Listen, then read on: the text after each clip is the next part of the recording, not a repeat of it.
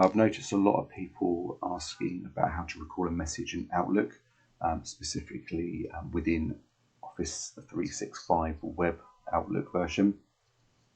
To get straight to the point, you cannot record a message via your Outlook web version. You can only do it via the Outlook app.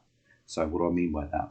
When you go into you access your email, if you access it via something like Chrome or Internet Explorer, and you go to office.com on the internet and you log in, and that's how you access it, and you get the nice blue bars and everything kind of blue as opposed to the grey that you can see here.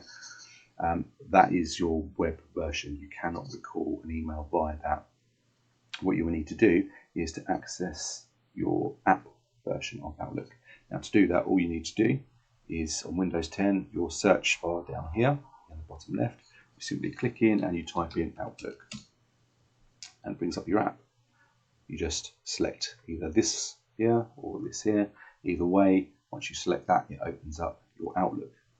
This is the Outlook that you'll probably be fairly familiar with. It hasn't really changed that much in terms of style. But what we're going to do is just learn how to recall the message that you've either sent via the app, or as most people seem to be struggling with, via the web version. So once you're all set up, if you've never set up Outlook for the app, in terms of actually this is the first time you've used it, you will just need to connect your account, but it will pretty much do that for you. It takes no more than a couple of minutes. If you do struggle with that, I will probably do a video just to at some point show you how to work through that. So at this point, all we're going to do is to go to Sent Mail, and we're going to find the message we want to recall. So it's this one here.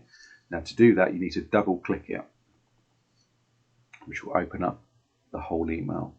At this point, all you need to do is go to the Actions button, which is pretty much in the middle of the screen at the top, and press the little downward arrow and hit recall this message, and then just follow the steps from there, and that'll let you then recall the message that you want to recall.